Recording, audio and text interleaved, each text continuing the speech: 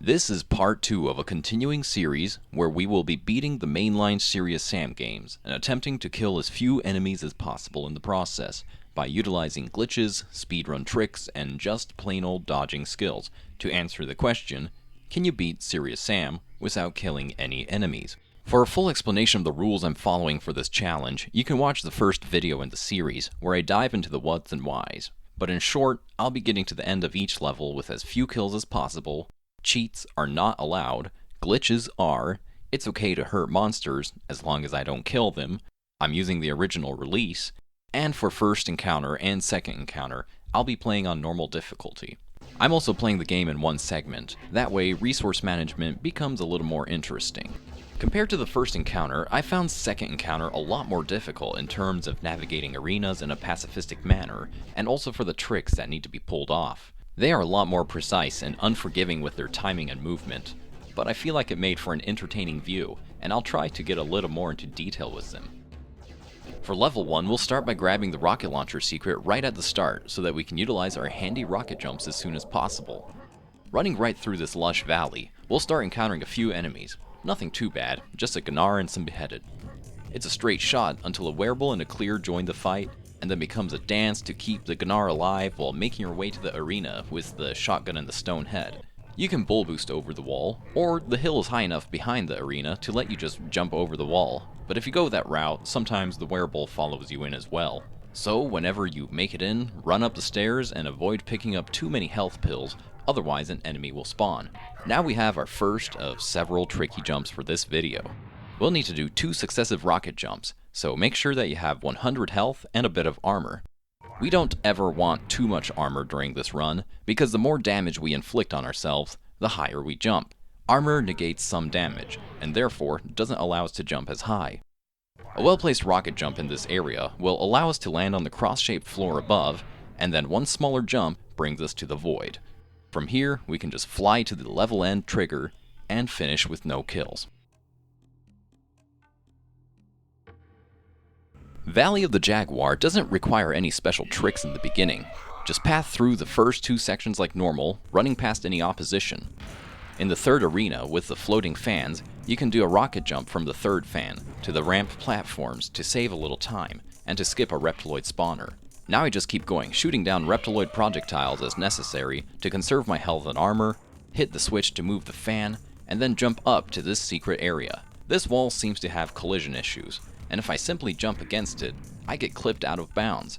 Now we can grab some health, bypass the whole valley fight, and float toward the exit trigger, again beating the level with no kills. Like the previous level, City of the Gods has a wall section with bad collision, but this one is much closer to the beginning. Make your way to this corner here, and with a jump followed by a crouch, you can clip into the wall and start floating in the void. As you can see here, sometimes when you clip out of bounds, you'll be floating wrong, and you'll know because you can't descend with the crouch key. Whenever this happens, just try and partially clip back into a wall somewhere, and that should fix the issue. Now that proper flying has been re-enabled, I make my way to the exit, stopping along the way to grab some health. Looks like it's possible to finish City of the Gods with 0 kills.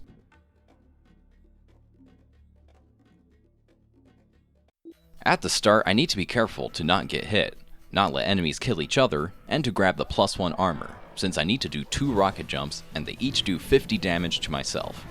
If you can manage to rocket jump out the corner while meeting all these conditions, it's just going to be a short run to the ending area. The clear have a tendency to follow you, and reptiloids will sometimes spawn and shoot at you too, so just make sure you don't lose health to these hazards, otherwise your attempted re-entry will kill you. Now that we are back in bounds, I'm going to need to do another rocket jump, so I go into this side chamber and grab some armor and health potions. Doing a rocket jump up through these skylights gets us an easy leap into the void, although you do want to make sure you have a little armor here, otherwise you'll jump too high. I got a little unlucky and had a clear follow me here, but even so, all I had to do was dodge it and grab some health, and it was a straight shot to the exit, meaning we get to finish with 0 kills.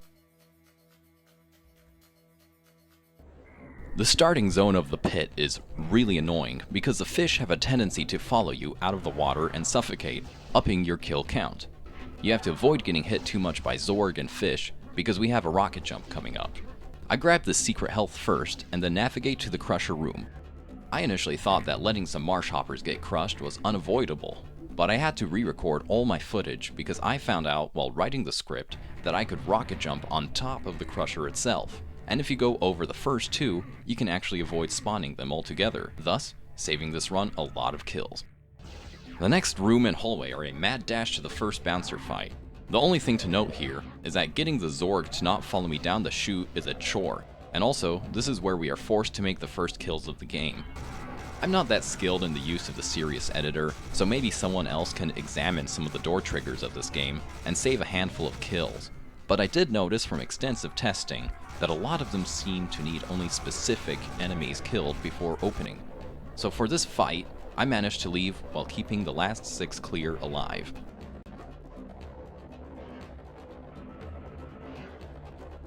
I grab the secret super armor, and next is the tilting platform fight. Like the last battle, we can leave the arena before killing everything. In this case, the door opened for me after killing just the first 2 Zorg and single clear.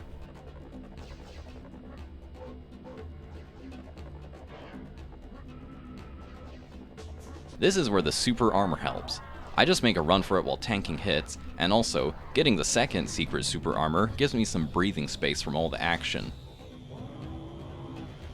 The Werebull has an annoying tendency to follow you into the ammo restock room. You just have to do your best to lose it here or earlier.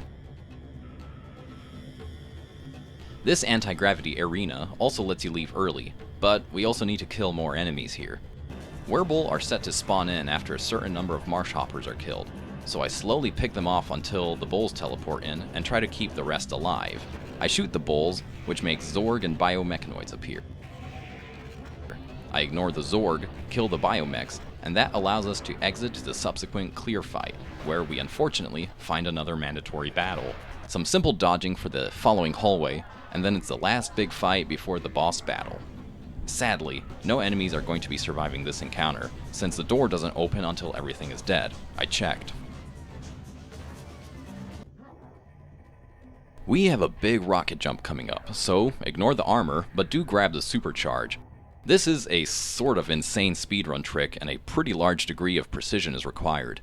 Grab both serious speeds, run to this wall here, and do however many rocket jumps it takes to go up to the first seam. I've done it with both 3 and 4 rockets. Crouch on the seam, and you should fall right through, bringing us into the void.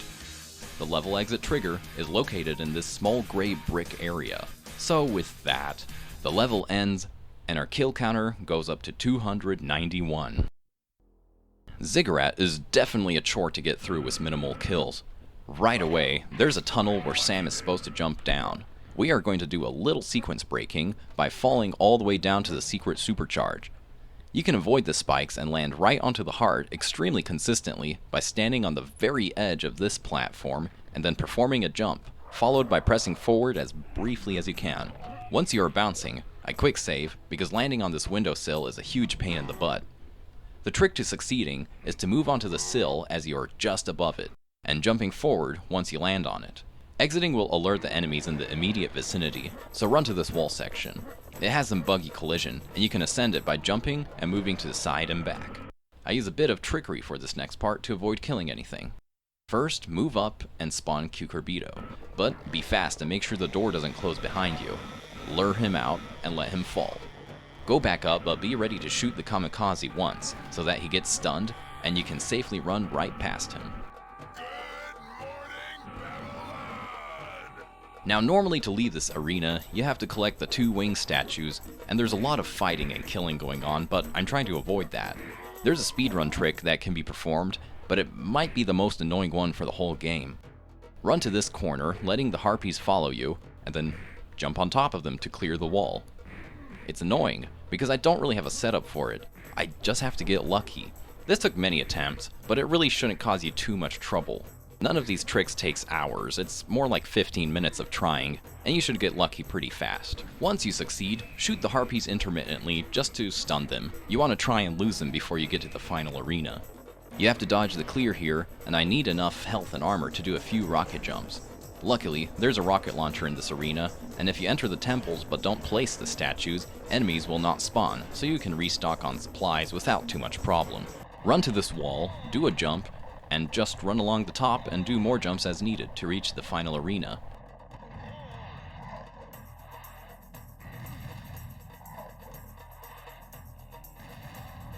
Like the pit, you don't have to kill everything here to leave. I'm not sure what exactly triggers the door opening, so I just stand close to it and keep trying until it opens.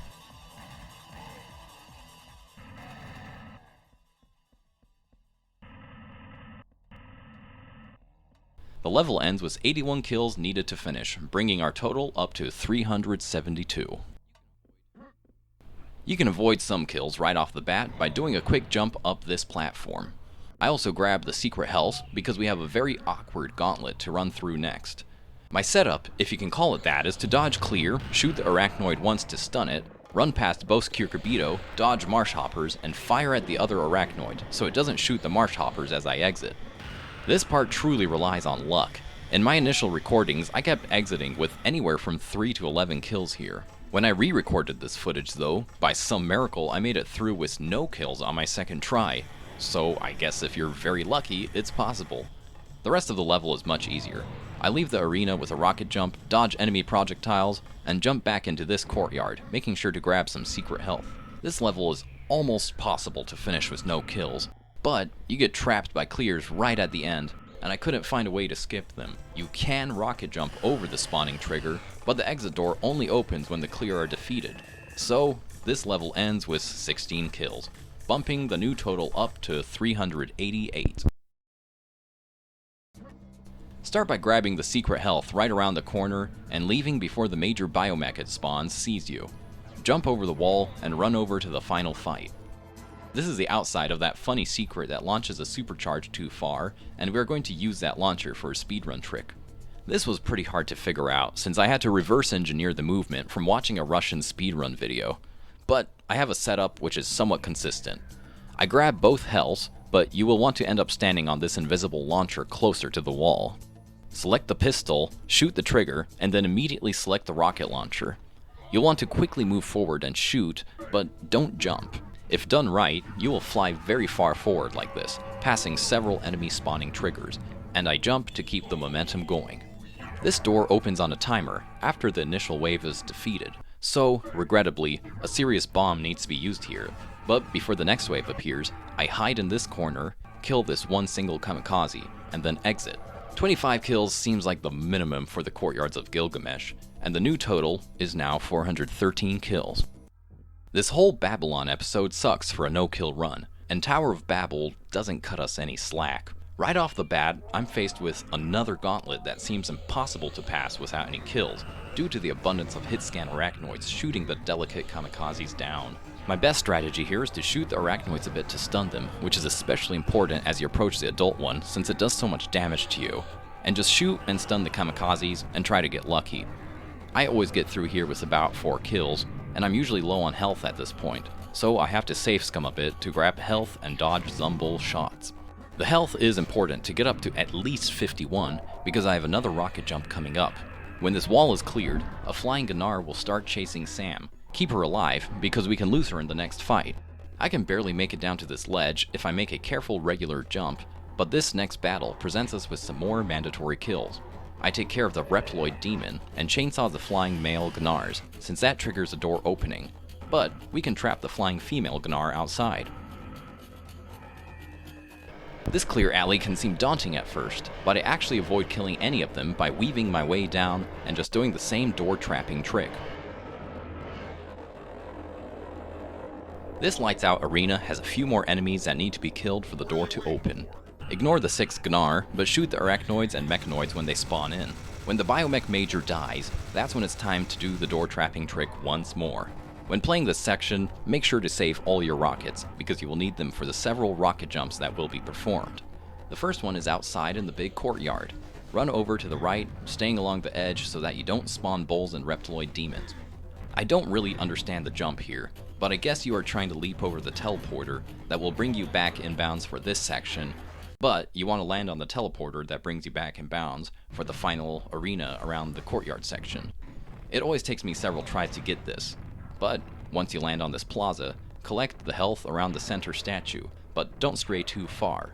otherwise some arachnoids will spawn in. I run to the entry door instead, and rocket jump up the wall to enter the previous arena. The goal here now is to enter the building I just jumped over, and to do that there are two objectives that must be achieved in this section. Firstly, the door will open only when the tablet is picked up and all the cucurbitos are dead. So I grab the tablet, tricking the clear here into remaining safely in the building, and work my way back to the serious damage, and then to the secret invulnerability power-up. Cucurbito will spawn meanwhile, so start shooting them.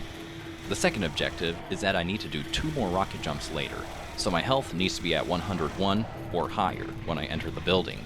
When you shoot the cucurbitos, items start appearing.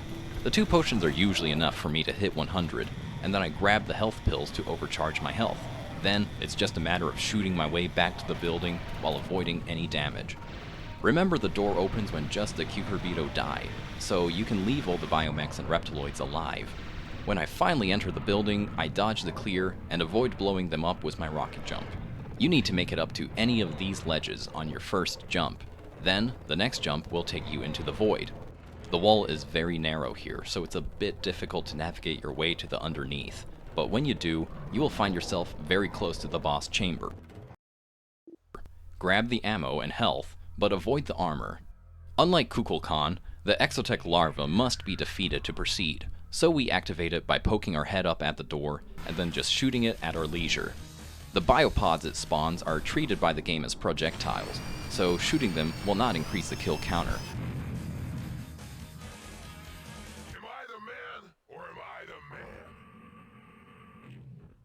And with that, the Babylon episode comes to a close with 34 kills for the Tower of Babel, and boosting our total kill count all the way up to 447. This level begins with the most difficult trick we will pull off yet. We are going to use Zorg projectiles to boost over the wall enclosing this area. It's the most precise trick yet, and I kind of have a setup for it, but I still feel like it relies way too much on luck. Additionally, this setup requires shooting exactly 1 Zorg to assist in timing and positioning, so I suppose it might be theoretically possible to avoid the kill here, but I spent way too much time on this section as it is, and I wasn't going to grind for something I wasn't even 100% sure was possible. This setup mimics what I've seen used in speedrun videos. What I'm trying to do is to get the Zorg commander behind the tree ahead of us to not shoot me until I jump off of the second Zorg. I run corner to corner like this, curving out of the way of the shots. There's an audio cue here. I'm listening for the commander on the right to shoot a volley, and then the foot soldier ahead to shoot his own double blast. Then I shoot the common Zorg, and jump off of the freshly spawned Zorg, hoping that he will shoot me twice, and that the commander from the tree will hit me once. With a successful jump, you'll find yourself out of bounds, so make a short journey over to the left tower on the horizon. At the base, you will find this triangular seam, and a crouch walk here will drop you into the void. You have to fly here to the center castle, right by this chute, and to reach the exit, just fly up along the side of this tower's inside corner, and when you're close to reaching the ramparts, glide over to the right. So, although I believe Citadel to be theoretically a no-kills level, my run has just 1 kill in it, making our new total 448. The last few levels have not been sympathetic to our pacifistic goals, but hopefully this fan-favorite level will end our bad luck streak. I begin by grabbing armor and stunning the hit scanners, and generally trying to avoid taking too much damage until I make it to the Secret Santa. He has a gift of 100 health for us, which I can use on this slope here to propel myself into the void with 3 rockets. This jump is pretty easy. Just make sure you are firing exactly straight ahead, and the slope angle also increases on the 3rd rocket, so don't forget to fire farther down to compensate for that. Once you reach the void, mess around until you can descend, and fly underneath the lava section ahead.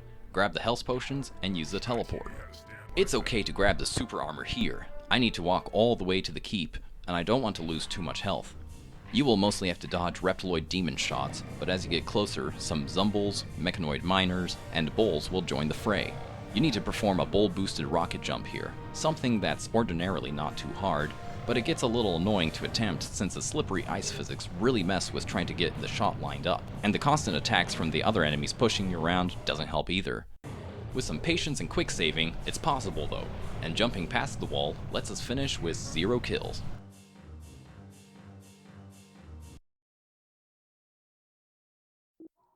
I feel like Grand Cathedral is another one of those levels that might be theoretically possible to finish with no kills.